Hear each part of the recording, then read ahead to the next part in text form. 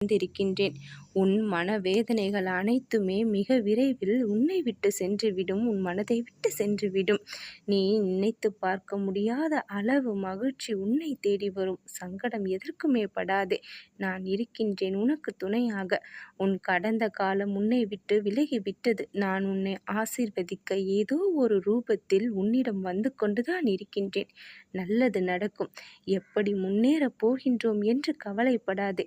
உனக்கான மாறுதல்கள் ஏற்பட்டுவிட்டது. உன் வாழ்வில் அனைத்து மங்களமும் உண்டாகும்.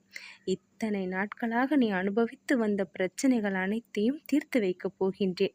இன்னும் பொறுமையுடன் காத்திருக்கின்றாய். நீ நினைத்தது அனைத்தும் வரிசையாக நடக்கும் என்று உறுதியளிக்கின்றேன்.